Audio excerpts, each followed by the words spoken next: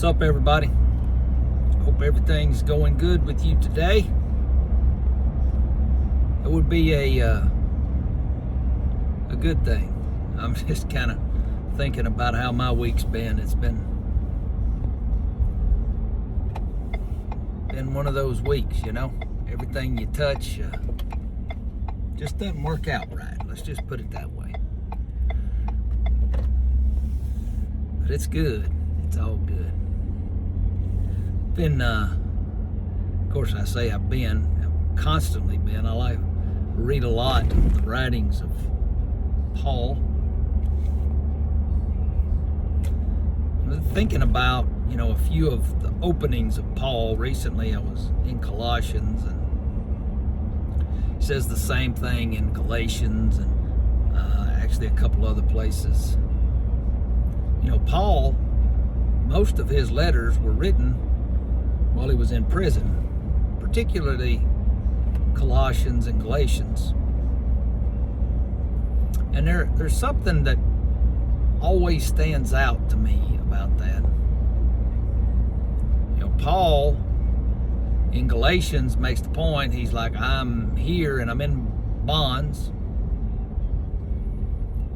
but it's good because it's allowed me to reach people that I never would have reached before. And then in Colossians, he says the same thing, I'm in bonds, but pray for me that I'll have the boldness to speak the truth, that I'll have the opportunity to share the gospel.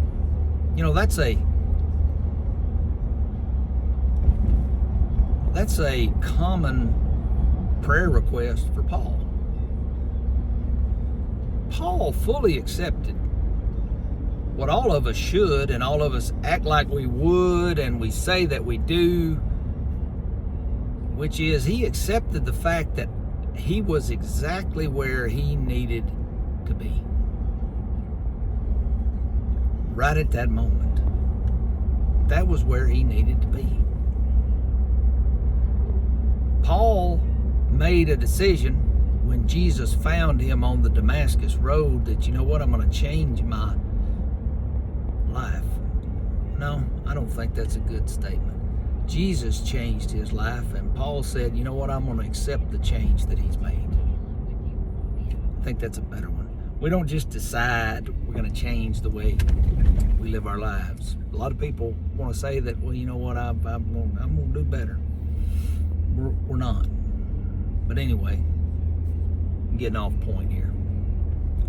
Paul said, pray for me. He doesn't say what I think I would say, which is pray that I get out of here, because I didn't do anything wrong. And it would be easy for Paul to question in his letters why God has done what he has done to him. But he never does.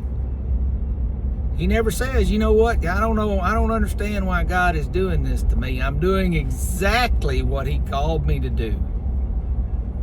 And yet here I am in prison. Now, I'm sure he had questions in his mind.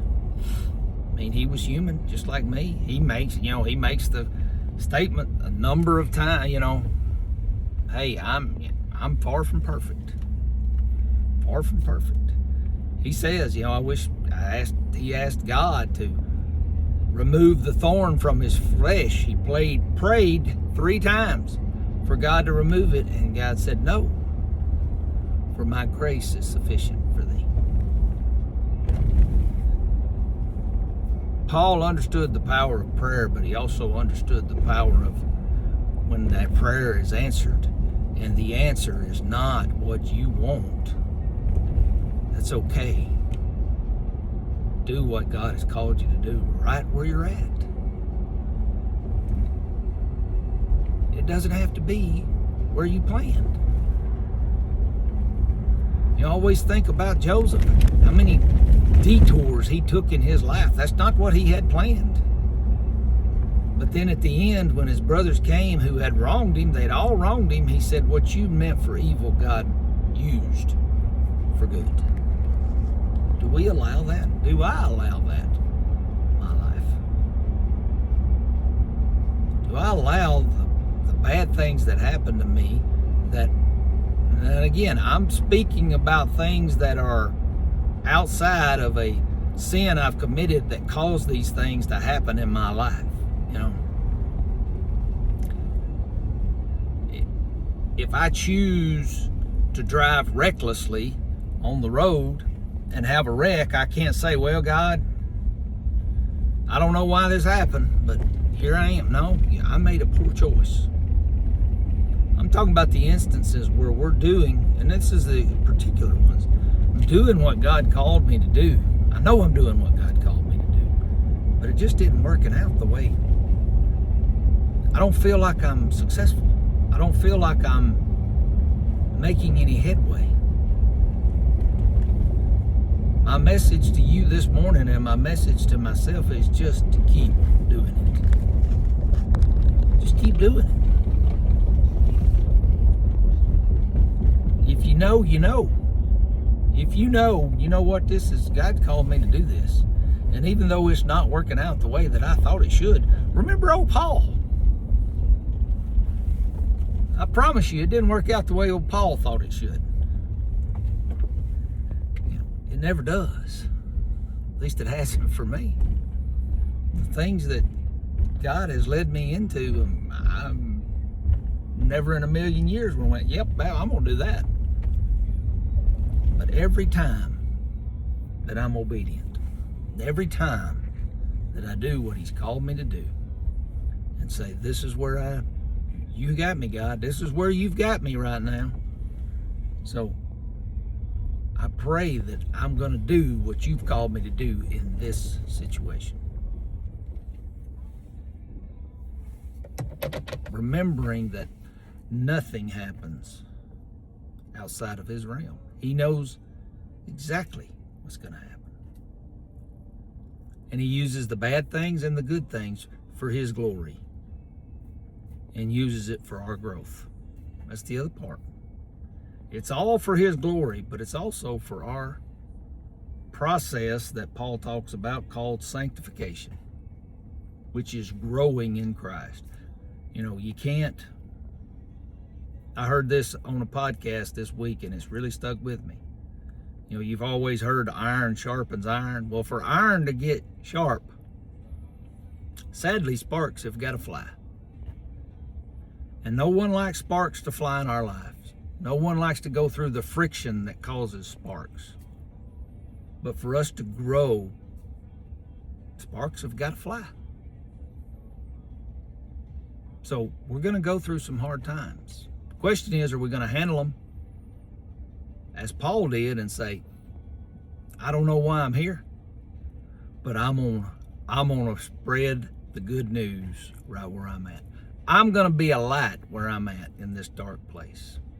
You know, they didn't have electricity when Paul was in prison. I imagine it was pretty dark down there in those dungeons. Kind of like we see on TV. They were real places. Dungeons. Dark. Paul said, it's really dark down here. But I have had enough sparks fly on me. I've been sharpened enough by everything that's happened. I'm going to be a light right here where I'm at.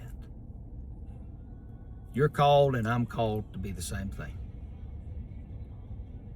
Let's take the sharpening process and let's be that light for everyone else. I promise you, God hadn't left you where you're at for no reason. You're there for a reason, just as I am. God bless you. I hope you have a great day.